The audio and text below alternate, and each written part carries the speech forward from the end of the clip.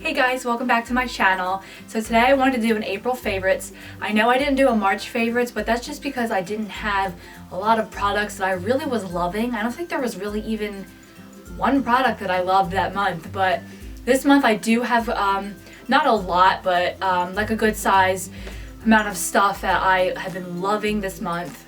I was going to wait until literally the very end, like the last day of April, because I really wanted to try out the new Makeup Geek foiled eyeshadows. I did order them, but they're not even going to be here until like April 28th or something like that. So I'll be playing with them probably the day I get them, and I'm sure that they'll be in my next month's favorites, I'm sure. Makeup Geek's products are amazing. I wanted to get this video up. I was kind of torn between either doing a makeup tutorial or an April favorites, but I figured, well, I didn't do one last month, and the only one that I have up on my channel is from February, since my channel is relatively new, so I figured I would do an April favorites. Also, on a side note, I would like to do a video sometime in the near future, within the next couple weeks, of like a TMI tag or a Q&A tag about me, like my personal life, or any makeup questions. So if you have any questions that you want to know about me, you want to get to know me better, which I would completely understand, because I know I did have an introduction as my first YouTube video, but I didn't really tell that much information, and I know that having a channel, subscribers want to know more about the person that they're watching. So if you have any questions, just leave them down in the comments bar in this video, and I will collect them all, and then in my next, well, not my next video probably, but in a video in the near future, I will be answering any Q&As, or just Q's, not Q&As, because A's is the answers part. But yeah, they could be makeup related, or they could be personal related, whichever questions are going through your mind, just ask them. So a lot of my products that I have in my April favorites are face products, just because I've been trying a lot of new face products lately, more so than like eyeshadows and things like that. So I'm going to start off with the L'Oreal Infallible Pro Matte Foundation. I know that this is relatively new, and I had mentioned it like a couple months back, and I was going to do a review on it, but I ended up actually not doing a review. But this is actually an amazing foundation for oily skin. I don't think that it lasts the 24 hours that it says on the bottle, because for my skin, I mean, I've never found a foundation that's lasted more than really 12 without it starting to slide, which, I mean, that's a long time, so that's still pretty amazing feat for a foundation. But this is actually a tanner shade, because I have fake tanned lately. I do have two shades, one when I'm more pale, when I'm not fake tanning, and this one when I am fake tanning. It holds up very well. I'm very impressed with how long it holds up. I've said in a previous video that if a foundation can hold up for like a good 8-hour workday, then it's like good in my book, which this does. I would say that I still have not found a foundation yet that doesn't crease within a certain amount of time in my laugh lines, which is not that bad. What I do to try and correct that is use like the Nars Instant Line and Pore Perfector, and any fillers I'll put here in my laugh lines, which helps a little bit.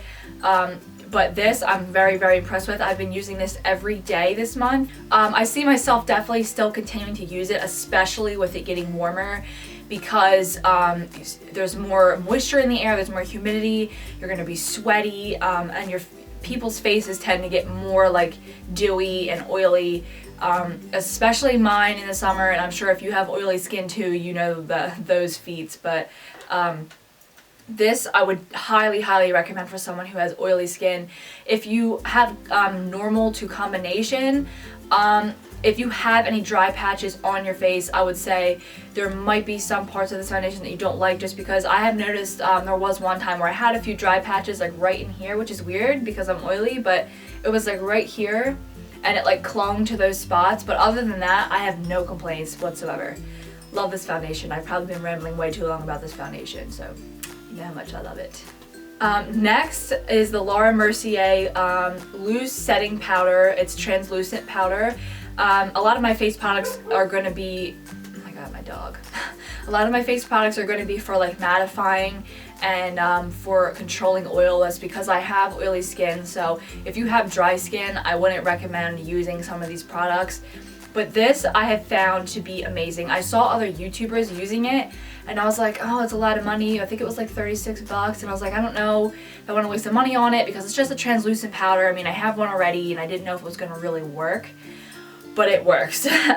It literally, I feel like without it, it just, when I put it on, it smooths everything out. Like not even like completely ignoring the fact that it mattifies for the day. It literally just makes everything look put together and smooths everything out. Like I feel like if I don't put it on, like I'm not completing my makeup look, but it definitely does keep my foundation in place better than when I didn't use it, when I was using other translucent powders, and it just helps smooth everything out, like any pores or things like that that I may have missed trying to cover up. But this definitely helps keep my foundation set. It helps me from creasing, so that holds off longer. Love, love, love, love this translucent powder. Next is a drugstore product. This is Rimmel Stay Matte Foundation Powder, and it doesn't come with this little puff pad, just to let you know. I just bought my own.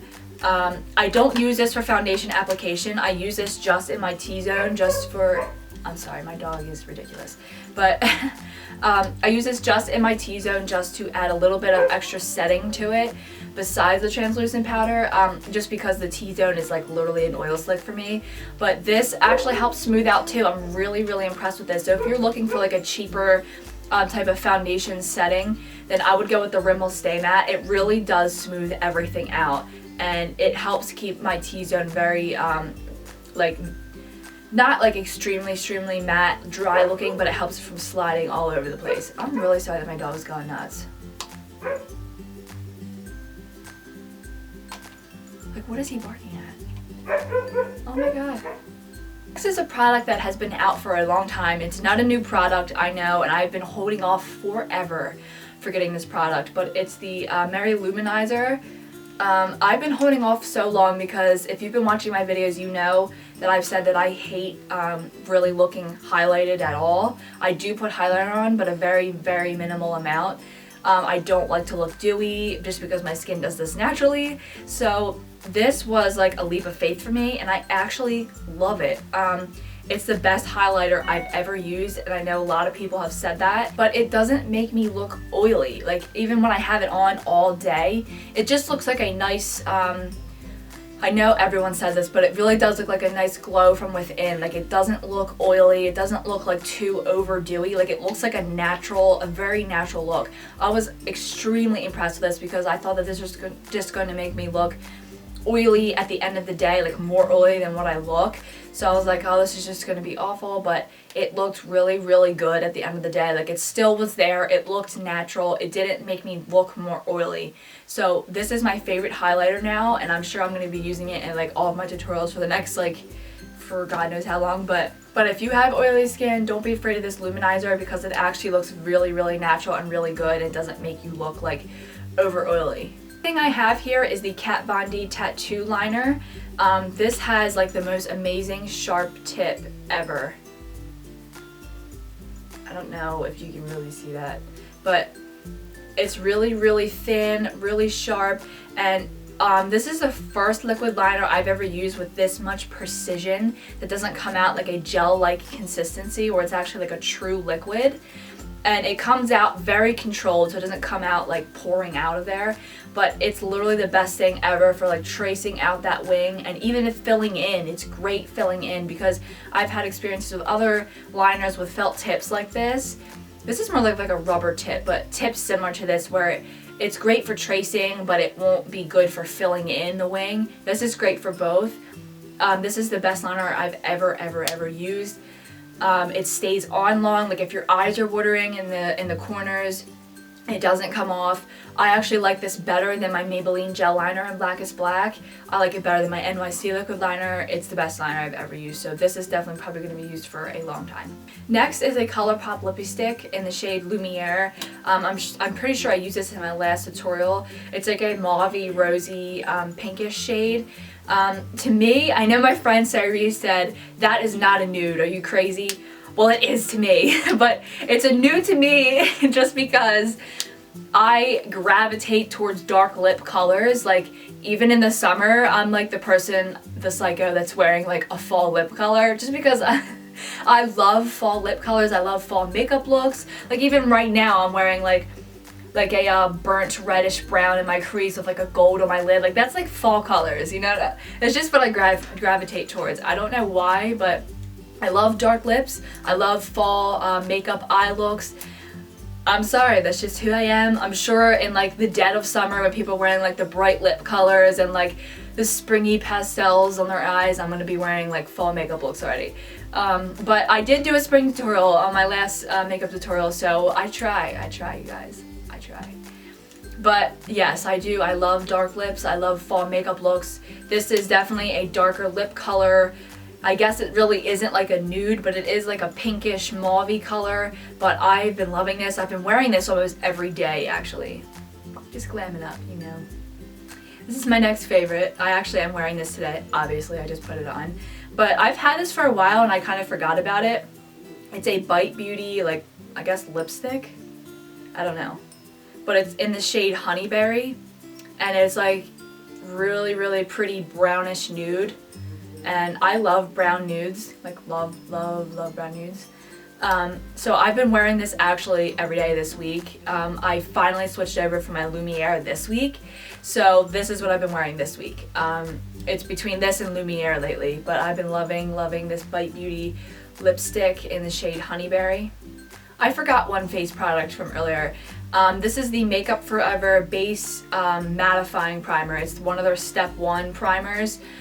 This is the best mattifying primer I've used so far. The only one that comes kind of close is the Cover FX mattifying primer that I've used a few times on my channel. But this like has a different consistency, so like when you put it on your face, you can feel it like just adhering to your skin and soaking up like oil, or it's just like it just feels like a nice clean blank canvas before you put on your foundation. With the Cover FX, I didn't really feel that. I actually felt more oily when I put on the Cover FX. Not that it made me oilier, it just felt weird. But this feels like it's literally fixing all of my problems. But I love this one. I know they have a couple of them, like for the Step 1 they have like Radiance and I think like color correction. I don't know, don't quote me on that. But clearly I'm not going to get the Radiance one, I'm going to get the mattifying one. But this I've been loving. It's the best mattifying primer I've used so far. I just love how it feels when it adheres to the skin, and it's been making my foundation able to blend a lot easier once I put this primer on. Last makeup product that I have is this eyeshadow by Nars. I know it's like so random, but it's the Nars Galapagos eyeshadow. It's just like a really pretty brown with gold flecks of shimmer in it. That was an awful swatch, I'm sorry. Can't really even say it, but yeah, that's kind of better. But it has like gold flecks in it, and I've been loving this. I've been wearing this in the crease and even on the lid. Of course, I like fall colors. This is kind of like something you could use in a lot of fall colors, but I've really been loving this lately. And then my last items are actually makeup brushes. This month I ordered some more makeup brushes from Morphe, and they're 2 eye brushes. This one right here is the MB13, and it's great for more precision blending. It kind of reminds me of the Sigma E25, just the way it's shaped and its like density. So it's very similar in my opinion. So if you would like to go for a cheaper option, I would say go with the Morphe MB13. This has been what I've been gravitating towards, what I've been grabbing instead of my E25 actually, to blend out anything in my crease, especially when I'm adding like darker colors to the outer part of my crease. I'll use like the Sigma E25, but I've been reaching for this. Next is the Morphe M441. This is also a blending brush, and this is tapered at the end. And it's really nice and fluffy, but this is great for precision blending for sure, especially like if you're doing a cut crease. Since it's tapered, like you can really get into that crease and really be precise about whatever color you're blending. So I hope this wasn't too short, you guys. I know I didn't have like a million products, but truthfully, these are the only products that I've really been loving this month. I haven't really found anything else that I've really been like using every day, like these products. Hope you guys enjoyed this video, and don't forget to leave comments down below to ask me questions for a Q&A video sometime in the near future. They could be makeup related or personally related, anything about me and myself. Or my life. It really doesn't matter to me. So don't forget to ask me any questions down below, because I really would like to make a Q&A video. And if you enjoyed this video, please give it a thumbs up, and don't forget to subscribe to my channel. You can click on the subscribe button at the end of my video. And I'll see you guys soon. Thanks, bye!